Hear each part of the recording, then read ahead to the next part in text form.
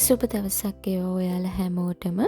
වෙනද වගේම අදත් ඔයාලා හැමෝම මගේ YouTube channel එකට ආදරයෙන් පිළිගන්නවා. අදත් ඔන්න රසම රස කෑමක් ඔයාලට මම අරගෙන ආවා. මේ තියෙන්නේ මාෂ්මෙලෝස් පුඩිමක්. ඉතින් මේක හරිම පහසුවෙන් හදාගන්න පුළුවන් අතුරුපසක්. වැඩි අමුද්‍රව්‍ය ප්‍රමාණයක් ඔයාලට අවශ්‍ය වෙන්නේ නැහැ. ඉතින් මාෂ්මෙලෝ රසට කැමති කට්ටියට මේ වගේ රසම රස පුඩින් එකක් හදාගෙන රස බලන්න පුළුවන්. ඒ වගේම මේ පුඩින් එක හරිම සොෆ්ට් ගතියට තියෙනවා. කටේ දිය වෙන විදිහට තමයි මේ පුඩින් එක තියෙන්නේ. ඉතින් මේ රසම රස පුඩින් එක කොහොමද හදාගන්නේ කියලා අපි බලමු. මේ පුඩින් එක හදාගන්න ඔයාලට බිත්තර 4ක සුදු මද අවශ්‍ය කරනවා. ඉතින් සුදු මද කහ මද හරිම පරිස්සමට වෙන් කරලා අරගන්න. ඊට අමතරව සීනි ග්‍රෑම් 200ක් මම අරගෙන තියෙනවා. ඊට පස්සේ ජෙලටින් ග්‍රෑම් 20ක් අරගෙන තියෙනවා. ජෙලටින් ටික දිය කරගන්න වතුර මිලිලීටර් 200ක් මම අරගත්තා. මේක සීතල වතුර වලින් තමයි මම අරගත්තේ. ඊට පස්සේ අපි මේකට කලරින් දෙකක් පාවිච්චි කරනවා. ඔයාලට තියෙනවා නම් කලරින් දෙකක් ගන්න, නැත්නම් එක කලරින් එකක් හරි පාවිච්චි කරන්න පුළුවන්. ඊට අමතරව වැනිලා ටිකක් අවශ්‍යයි. මේ ටික තමයි මූලික වශයෙන්ම මේ මාෂ්මෙලෝස් පුඩින් එක හදාගන්න අපිට අවශ්‍ය වෙන්නේ. මුලින්ම මම වාචනයක් අරගෙන ඒකට මිලිලීටර් 200ක වතුර ටික මේ විදිහට එකතු කරලා ඒකට ජෙලටින් ටික මේ විදිහට උඩට ඉහ ගන්නවා. ජෙලටින් ටික වතුර ටිකත් එක්ක හොඳින් පෙඟෙන්න ඕන නිසා තමයි මේ විදිහට උඩට ජෙලටින් ටික එකතු කරගන්නේ. ඊට පස්සේ ටික වෙලාවක් ජෙලටින් ටික පෙඟෙනකන් තියලා මම මේක හැන්දකින් පොඩ්ඩක් අවලං කරගන්නවා. ඊට පස්සේ මේ ජෙලටින් ටික අපි සීතල වතුරට එකතු කරගත්තේ. ඉතින් මේ ජෙලටින් ටික හොඳින්ම දිය කරගන්න ඕන නිසා මම මේක මයික්‍රෝවේව් එකේ තප්පර 30ක් දාලා අරගත්තා. ඔයාලට ඩබල් බොයිල් ක්‍රමයට මේ ජෙලටින් ටික දී කරගන්නත් පුළුවන්. ජෙලටින් ටිකේ රස්නේ අඩු වෙනකම් මම මේ විදිහට පොඩ්ඩක් අවලං කරලා පැත්තකින් තියලා ඊට පස්සේ මම අරගත්ත බිත්තර සුදු මද 4 බීට් කරගන්නවා. ඉතින් මුලින්ම සාමාන්‍ය ස්පීඩ් එකෙන් පටන්ගෙන පොඩ්ඩක් ස්පීඩ් එක වැඩි කරලා තමයි අවසාන වෙලාවේදී ඔයාලා මේක බීට් කරගන්න ඕනි. චුට්ටක් වෙලා මම බීට් කරගෙන ඒකට ලුණු පිංච් එකක් එකතු කරගන්නවා. ලුණු නම් හරිම පොඩි ප්‍රමාණයක් තමයි එකතු කරගන්න ඕනි. ලුණු ටිකත් එකතු කරලා හොඳින් මම බීට් කරගන්නවා. ටික වෙලාවක් බීට් කරගෙන ඊට පස්සේ මම මේකට සීනි එකතු කරගන්නවා. සීනි ටිකත් මම එකතු කරගන්නේ ටික ටික. ඉතින් 4 පාරකට විතර මම මේ සීනි ටික එකතු කරගත්තා. ඉතින් සීනි ටික මේ විදිහට එකතු කරන ගමන් දිගටම බීට් කරගෙන යන්න තමයි තියෙන්නේ. ඉතින් සීනි ටිකත් එකතු කරගෙන ඉවර වුණාට පස්සේ මේක තවත් ටික වෙලාවක් ඔයාලා බීට් කරගන්න ඕනි. ඉතින් බිත්තර සුදු මද ටික මේ විදිහට වැක්කිරෙන්නේ නැතුව පීක් එකක් හැදෙන විදිහට අපි කියන්නේ.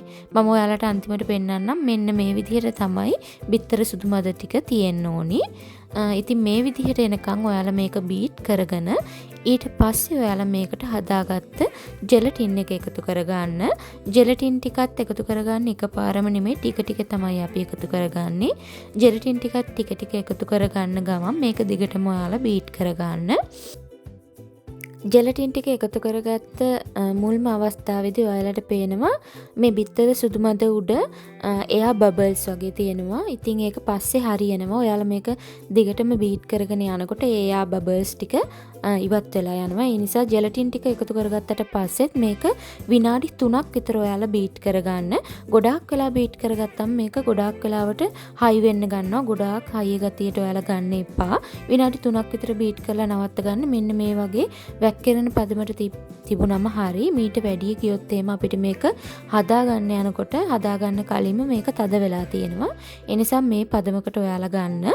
ඊට පස්සේ මම මේ හදාගත්ත මිශ්‍රණය භාජනය දෙකකට වෙන් කරලා අරගන්නවා. ඔයාලා සමාන කොටස් දෙකකට මේ විදිහට භාජන දෙකකට වෙන් කරලා අරගන්න. මේ විදිහට වෙන් කරගත්තට පස්සේ මම එක කොටසකට රෝස පාට කලරින් වලින් ටිකක් දාලා හොඳින් කවලම් කරගන්නවා. ඉතින් ඔයාලට කලරින් එක වර්ගයයි නම් තියෙන්නේ. එක කොටසක් ඔයාලට මේ සුදු පාටින්ම අරගන්න පුළුවන්. තියෙන කලරින් එක කොටසකට එකතු කරලා අරගන්නත් පුළුවන්. එහෙමත් නැත්නම් ඔයාලට කලරින් වර්ග 3ක් වුණත් මේකට පාවිච්චි කරන්න පුළුවන්. එහෙම වුණොත් මේක මේ පුඩින් එක හරිම ලස්සනට ඔයාලට හදාගන්න පුළුවන්. ඉතින් මම මුලින්ම එක කොටසකට මේ වගේ රෝස පාට කලරින් දාලා ඒක පැත්තකින් තියලා අනිත් කොටසට කොළ පාට කලරින් වලින් ටිකක් දාලා කවලම් කරගන්නවා. මේ ටික ඔයාලා ලොකු වෙලාවක් ගන්න එපා මේ ටික හදාගන්න. මොකද අපි දියාරු මිශ්‍රණයක් විදියට ගත්තත් මේක ඉක්මනට තද වෙන්න බලනවා.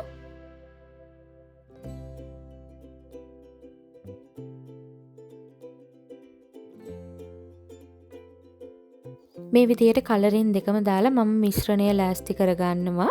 ඊට පස්සේ මේ මිශ්‍රණය දාගන්න මම මේ වගේ වීදුරු භාජනයක් තමයි පාවිච්චි කරන්නේ. භාජනයට තෙල් ටිකක් තවරලා මම අරගත්තා. ඊට පස්සේ කොළ පාට දාගත්ත මිශ්‍රණය තමයි මම මුලින්ම මේකට දාගන්නේ.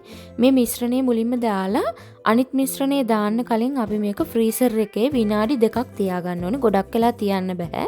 ඔයාලා මේක තියලා වෙන වැඩකට යන්නත් එපා. ෆ්‍රීසර් එකේ විනාඩි 2ක් දාලා මේ විදිහට අරගන්න. විනාඩි 2ක් දාලා අරගෙන ඉතුරු කොටසත් මේක උඩට එකතු කරගන්න. ලොකු වෙලාවක් ඔයාලා මේකට ගන්න යන්න එපා. දැන් අර මුලින් දැම්ම මිශ්‍රණය ටිකක් දියාරු මිශ්‍රණයක් වුණාට දෙවෙනියට අපි මේ දාන මිශ්‍රණය ටිකක් ඝනකම් වෙලයි තියෙන්නේ. කාලය යන්න මේක ඝනකම් වෙනවා. ඒ නිසා ඉක්මනින් කරගන්න. ෆ්‍රීසර් එකේ දාන එකත් ඔයාලා විනාඩි 2ක් දැම්මම ඇති. ඊට වැඩිය දාන්න යන්න එපා.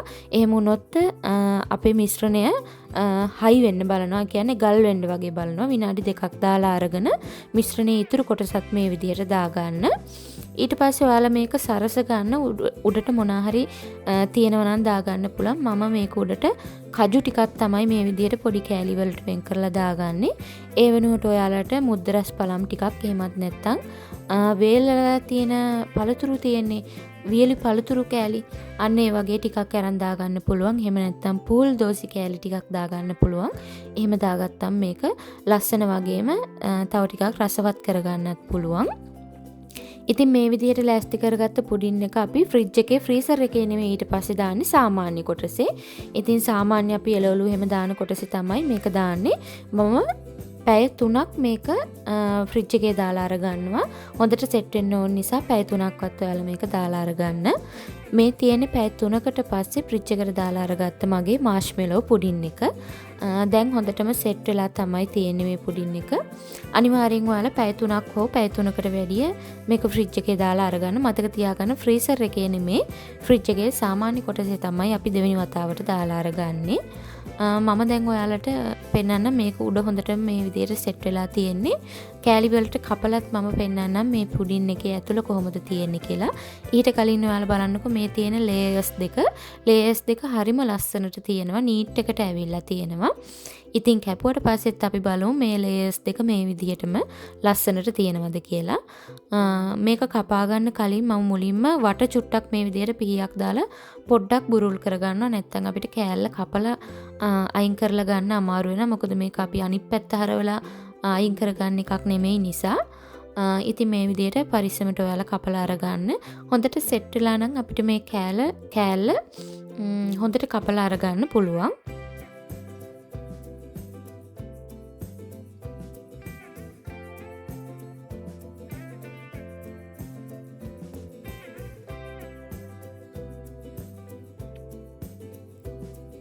මේ තියෙන්නේ මම මේ විදිහට හදාගත්ත මාෂ්මෙලෝ පුඩින් එකෙන් කපලා ගත්ත කෑල්ලක්.